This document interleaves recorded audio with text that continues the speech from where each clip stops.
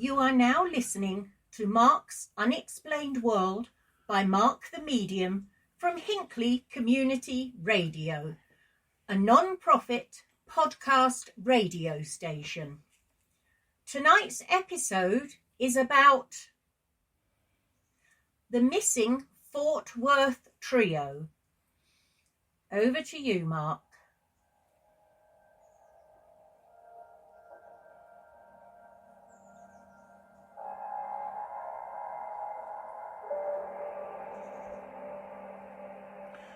The missing Fort Worth trio refers to an unsolved missing persons case that began on the 23rd of December 1974, when three girls named Julie Ann Moseley, Mary Rachel Trlica and Lisa Renee Wilson disappeared whilst doing their Christmas shopping at the Seminary South Shopping Center located at Fort Worth, Texas, in the United States. The car the girls were driving in at the time was an Oldsmobile 98, the 1972 model, and was found left behind in the Sears parking lot at the shopping mall.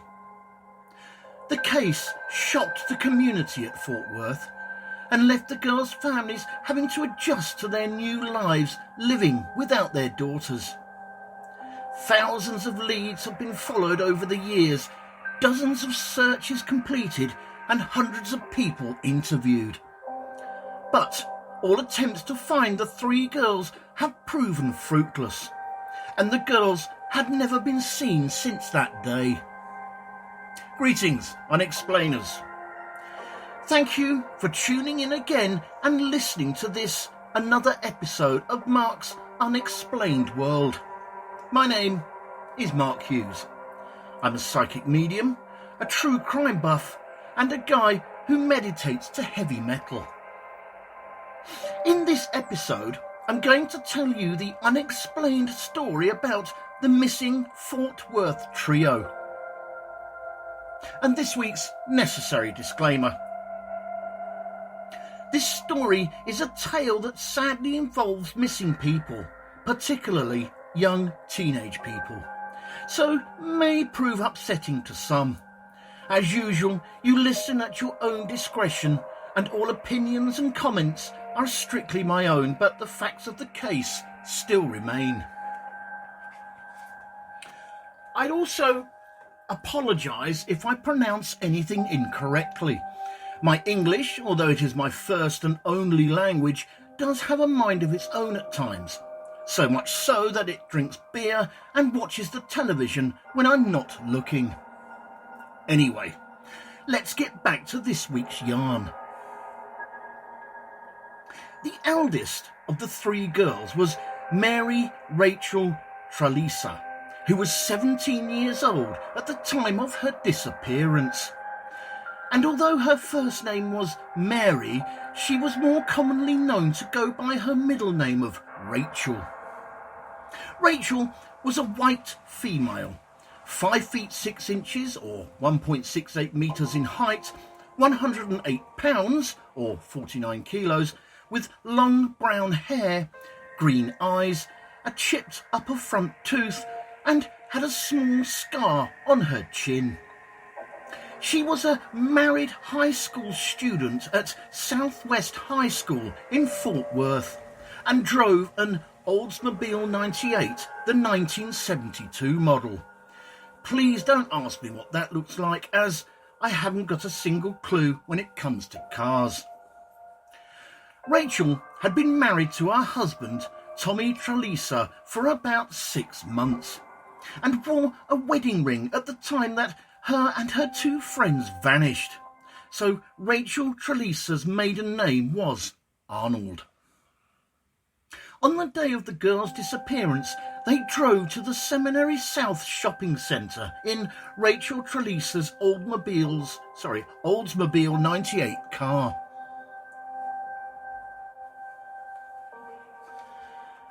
Next up is Lisa Renee Wilson, who was only 14 years old at the time of her disappearance. Like Rachel Trlica, she is also best known by her middle name of Renee. She and Rachel Trlica had been friends for many years, and their respective families were also very close as well. She was a fair-skinned white female, around 5 feet 2 inches or 1.57 metres in height, 110 pounds or 50 kilos, white with light wavy brown hair, brown eyes, and a prominent scar on the inside of one of her thighs. The clothing she was known to be wearing at the time that she disappeared includes a pair of bluish purple hip hugger pants, a white pullover sweatshirt with "Sweet Honesty" in green letters, although some have reported it as a pale yellow t-shirt with green letters, red and white Oxford shoes, and a promise ring with a single clear stone. Renee Wilson had a serious boyfriend at the time named Terry, who had just given her the promise ring as an early Christmas present.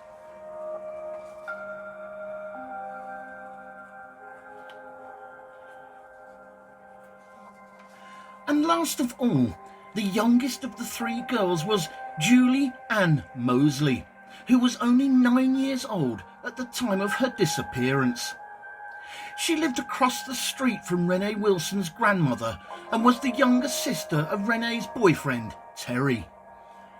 She was a white female, 4 feet 3 inches or 1.30 metres in height, 85 pounds or 39 kilos, with shoulder-length sandy blonde hair and blue eyes.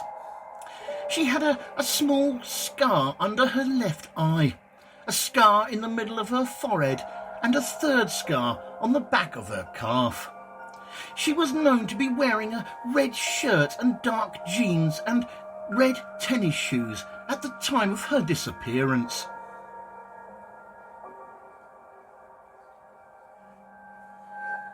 Before we get into the story of the girl's disappearance, let's have a quick look at Fort Worth itself. According to Wikipedia, Fort Worth is the 5th most populous city in the United States, state of Texas, and is the 13th most populous city in the United States of America. It is the county seat of Tarrant County, an area that covers nearly 350 square miles that branch out into 4 other counties, namely Denton, Johnson, Parker, and Wise. According to a 2022 United States Census estimate, Fort Worth's population was 956,709. Fort Worth is the second largest city in the Dallas-Fort Worth-Arlington metropolitan area, which in turn is the 4th most popular metropolitan area in the United States, and the most popular in Texas itself. The city of Fort Worth was established back in 1849 as an army outpost on a bluff, otherwise known as a broad rounded cliff, usually overlooking a body of water, in this case the Trinity River. It has historically been a centre of the Texas Longhorn cattle trade, and it still embraces its Western heritage and traditional architecture and design. The US Fort Worth was the first ship of the United States Navy that was named after the city Fort Worth, and the area is the location of several university communities, including Texas Christian University, Texas Wesleyan, University of North Texas Health Science Center, and Texas A&M University School of Law.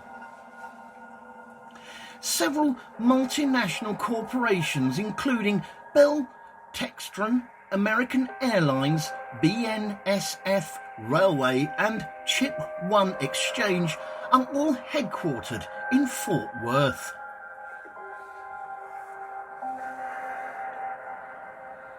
after this first short break, in part 2, we will look at the morning of the 3 girls' disappearance and the investigation that followed.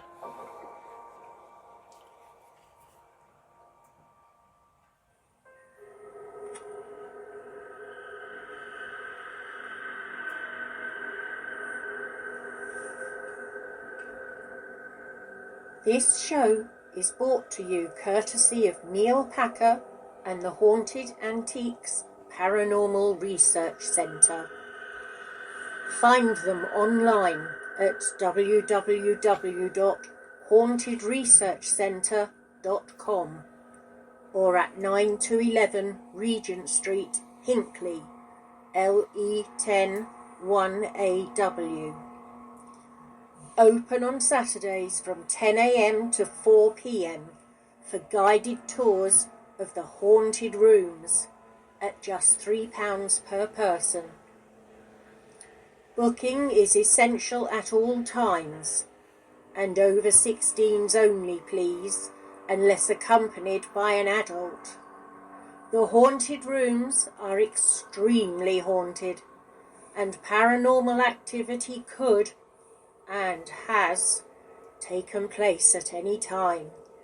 Some areas and particular objects or items can be quite scary and unnerving. Membership is available for £25 to qualify for selective offers. And why not download the app, available on both iOS and Android, for only $3.99. to keep up to date with what is coming up at the centre.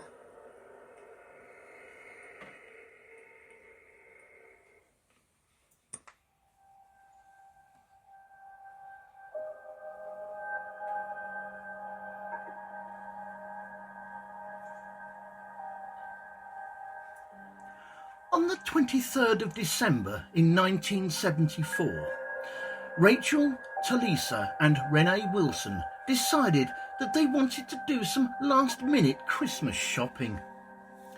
9-year-old Julie Moseley asked if she could tag along with the pair, mainly because she was bored and didn't want to spend the day at home on her own.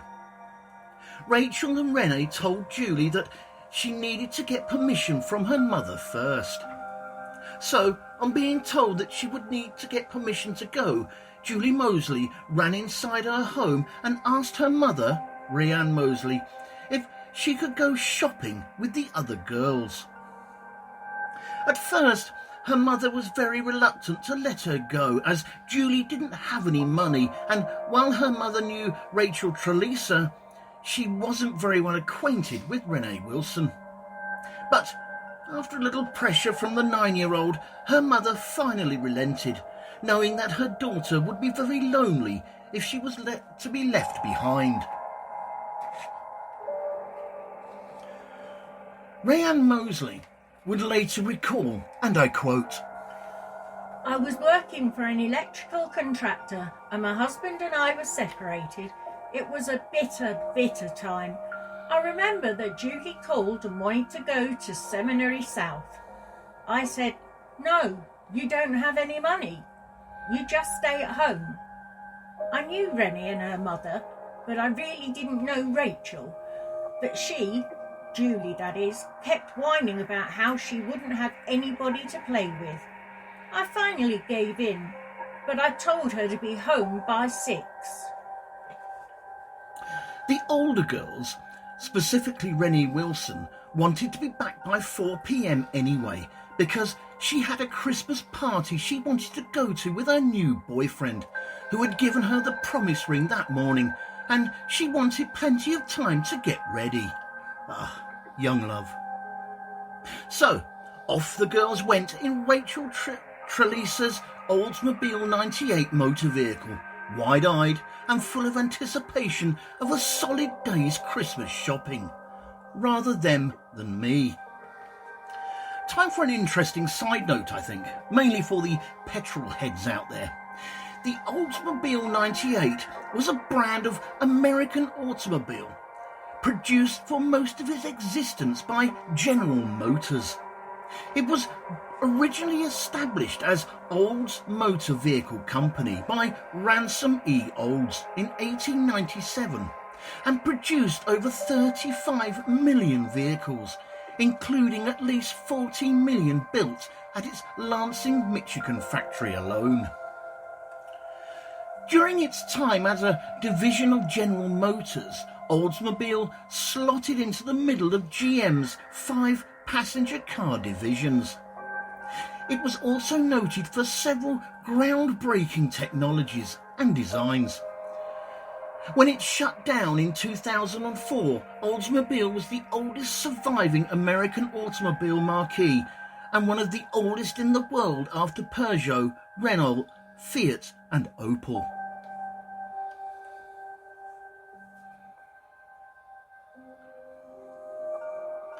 The girls first headed to a surplus store in Fort Worth to pick up some layaway items that Renee had waiting for her, or items that were put to one side by the shop ready for the girls to collect later on in the day. From there, the 3 girls then headed to the Seminary South Shopping Center, which is now known today as mainly a Spanish-themed shopping center called La Gran Plaza de Fort Worth. During the investigation, it was found that several witnesses had reported seeing the 3 girls in the mall that day. When the girls didn't return home that day, their respective families all became very concerned. So much so that they decided to investigate themselves and travelled up to the Seminary South Shopping Center to search for them. The families arrived at the shopping centre at around 6 p.m. However, when they got to the Seminary South Shopping Center car park, they found Rachel Trlica's Oldsmobile 98 car parked on the upper level of the Sears parking lot. However, as hard as they looked, there was no sight nor sound of any of the 3 girls. It appeared that the girls had made it back to the car at least once that afternoon, because the gifts that they had already purchased were found on the back seat of the Oldsmobile 98. Now, there appears to be a little bit of a mixed opinion here when it comes to the claim that the gifts were in the back of the car. During my research, I found that some websites and books report that the car was indeed full of gifts, and some other forms of research say that they were actually no bags from the shopping mall inside the car, and that there were only the layaway items that Renee Wilson had picked up from the surplus store in Fort Worth earlier, as well as a wrapped present that she had brought with her to give to Rachel Trlica's stepson.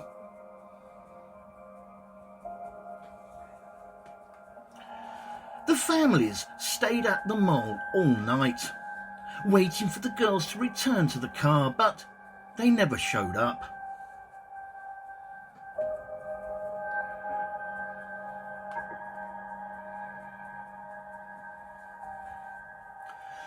The next day, when the girls had still failed to turn up anywhere, the police were called, and the case was quickly handed to the Youth Division of the Fort Worth Police Department, or the FWDP Missing Persons Bureau. As with many missing person cases involving young people, the Missing Persons Bureau presumed that the girls were probably just runaways. However, their families refused to believe this, pointing out that Renee Wilson had been eager to attend a Christmas party that night, and that 9-year-old Julie Moseley would never have wanted to leave town just before Christmas Day.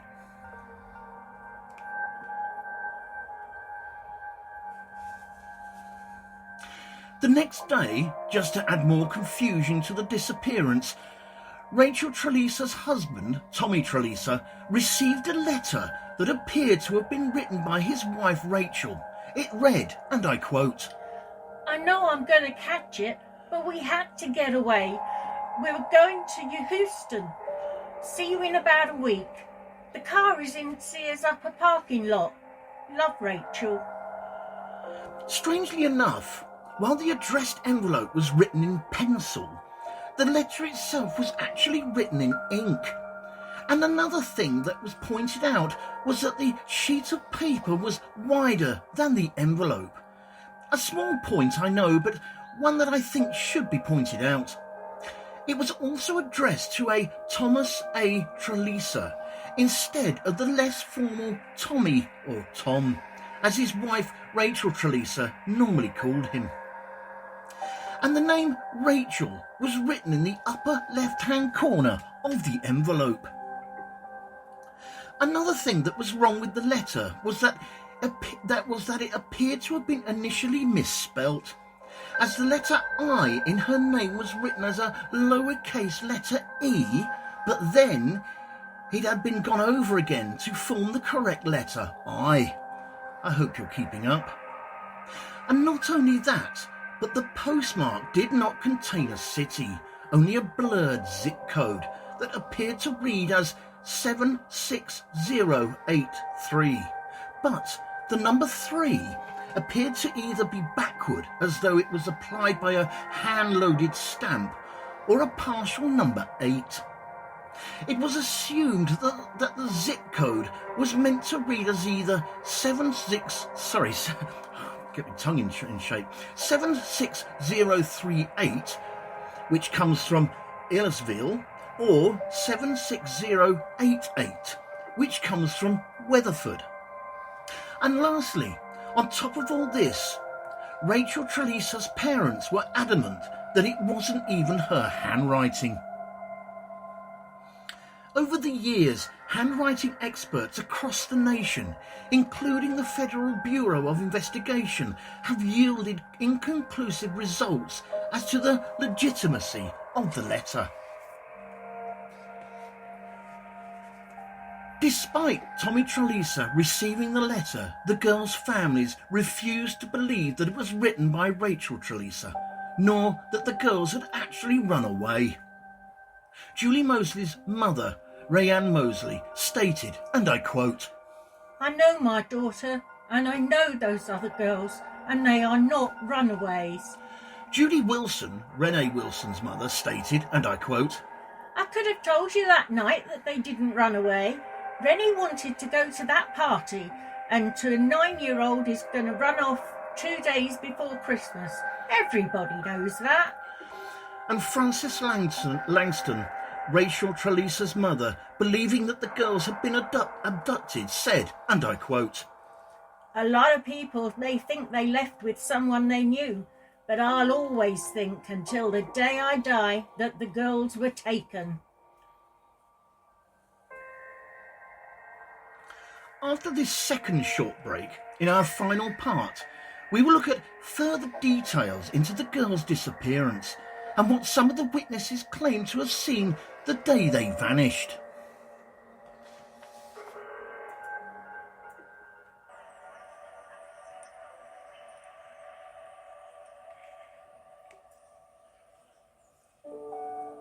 Fright Nights was established in 1999 as the first company in the world to offer overnight ghost hunt experiences to the general public, pioneering paranormal events since the last century. Fright Nights operate at hundreds of the UK's most haunted and exclusive venues. All events have their own team of experienced paranormal investigators, mediums and psychics. They have a VIP members club for regular returning guests, offering loyalty discounts and exclusive invitation-only events. They can also host private events for your family and friends. You can contact them on 07852 998 628 or email them at office@frightnights.co.uk, or take a look at their website at www.frightnights.co.uk, where you can see the many locations they investigate and learn about them and the opportunities they have available. Hundreds of ghost hunters join Fright Nights every month for the most thrilling ghost hunting experiences they'll never forget.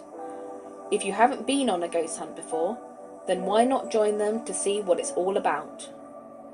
Why not visit their social media sites for up-to-date information on all the places they visit and to see what's coming up in the future? They look forward to seeing you all soon. Fright Nights Ghost Hunting Events. Remember, only the original will do.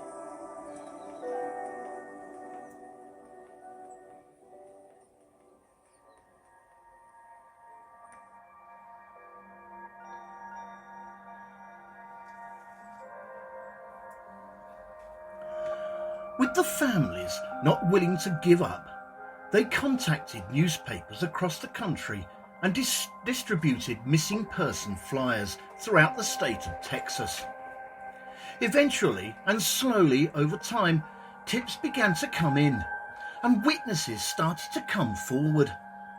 In early 1975, a young man claiming to be an acquaintance of one of the missing girls, namely Rachel Trlica, stepped forward and claimed that he saw the three girls in the record department of a store inside the Seminary South Shopping Center mall just before they disappeared. According to this witness, he and Rachel Trlica saw each other and had a brief conversation. This witness also claimed that there appeared to be another person with the girls.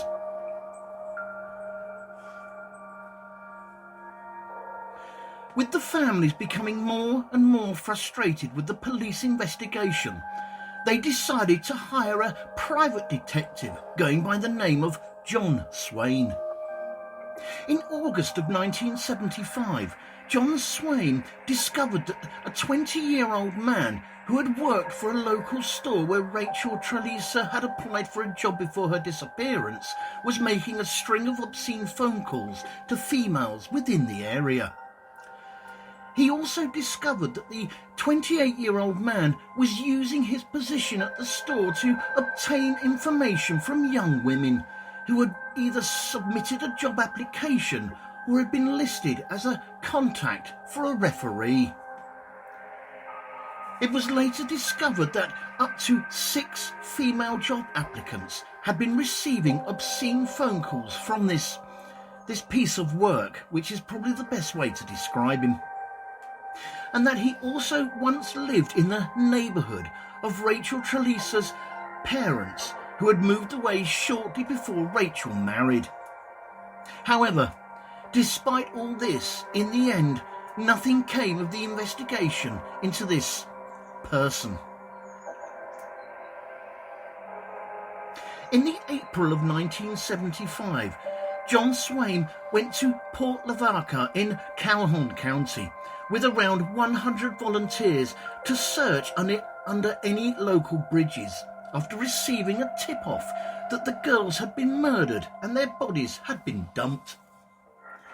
However, as you would expect, no trace of any of the girls was ever found.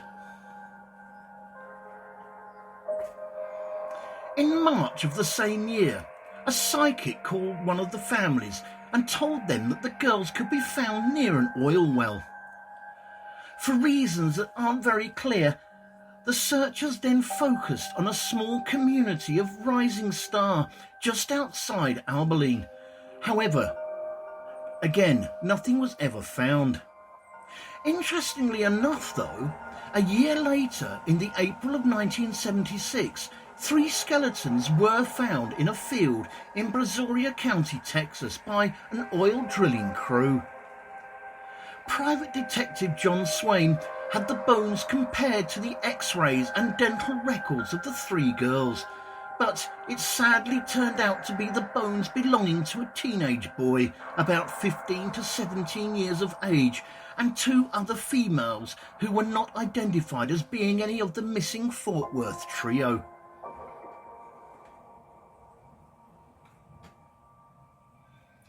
A few years later, in 1979, Private Detective John Swain died following a drug overdose.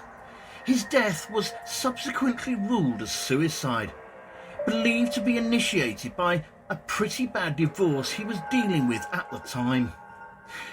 In a very strange twist to the story, John Swain had ordered that all the files relating to the Fort Worth trio case be destroyed upon his death.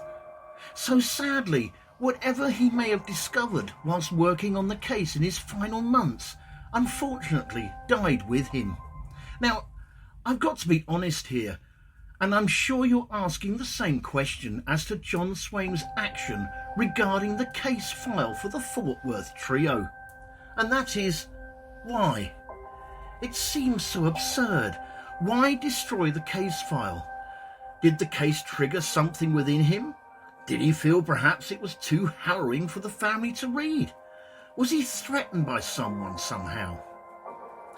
I have looked through various private investigators' websites for do's and don'ts, and I can't find any reason as to why he would take this drastic action of destroying the case files.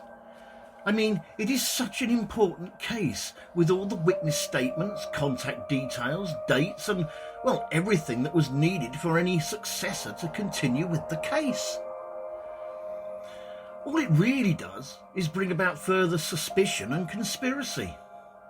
But of course, this is just my opinion, and I doubt I will ever know why John Swain decided to take this course of action. In fact, I doubt anyone will ever know. In January 2001, the case was reopened and assigned to a homicide detective called John Bocher, who believes the girls left the Seminary South Shopping Center mall with someone they trusted, he said, and I quote, "We can say that they were at one point seen with an individual, but we believe that there was more than one person involved." The police interviewed at least 20 new witnesses at the time who had seen the girls at the Seminary South Shopping Center mall that day, and reportedly narrowed their suspect list down to just 5 individuals. However, no arrests were ever made and no charges were ever brought against them.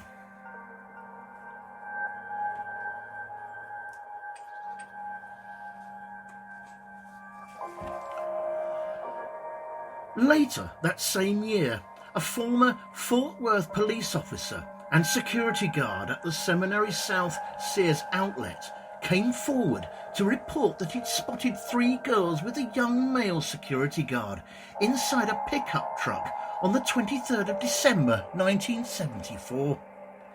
He said that they had appeared perfectly happy with the company of the security guard and were even laughing.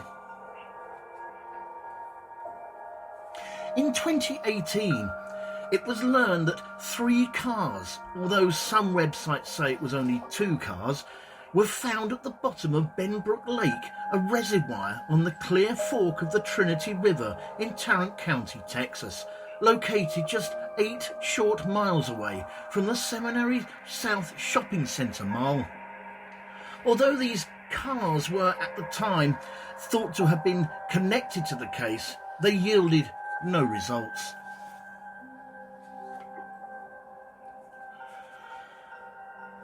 Over the years, police investigators and the families have continued to search through Texas and have explored hundreds of places and locations.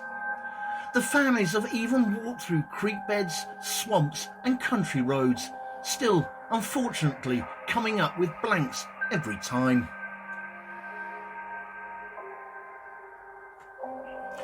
So here we are today, decades after the disappearance of the 3 girls, with no reports of any new developments within or around the case.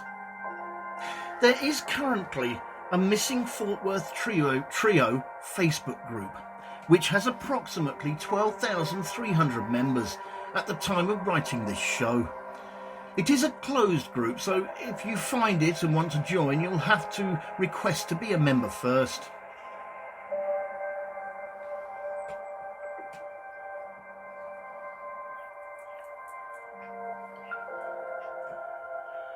Today, the case of the Missing Fort Worth Trio remains open and active.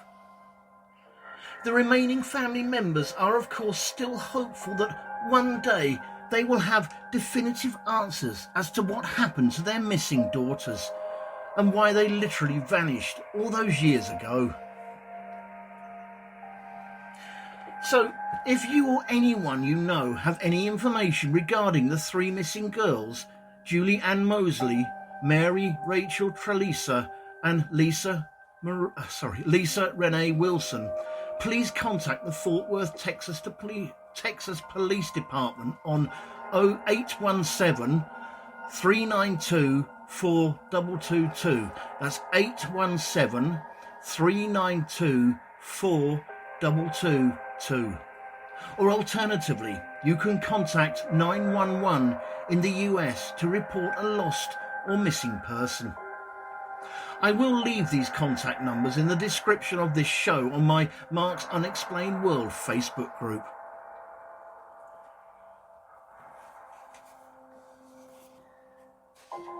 Thank you all for taking the time out to listen to this episode of Mark's Unexplained World. In our next episode, show 64, we are going to be looking at the 1952 Washington UFO incident. From July the 12th to July the 29th, back in 1952, a series of unidentified flying objects were reported in Washington, D.C., and later they became known as the Washington Flap, the Washington National Airport sightings, or the invasion of Washington. The most publicised sightings took place on consecutive weekends, namely July the 19th to 20th and July the 26th to 27th. UFO historian Curtis Peebles called the incident the climax of the UFO flap. He also said, and I quote, "Never before or after did Project Blue Book and the Air Force undergo such a tidal wave of UFO reports."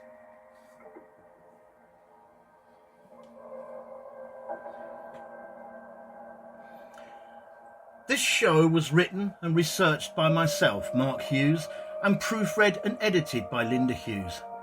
The actors in this episode were Mark Hughes, Linda Hughes, and Denise Poolar. With special thanks to Neil Packer and the staff at the Haunted Antiques Paranormal Research Center in Hinckley, and a big thanks to everyone for listening. Mark's Unexplained World, because there's more to the paranormal than meets the third eye. And remember guys, keep it real, because being real is better than being perfect. This show and all its contents are covered by basic copyright of Mark the Medium.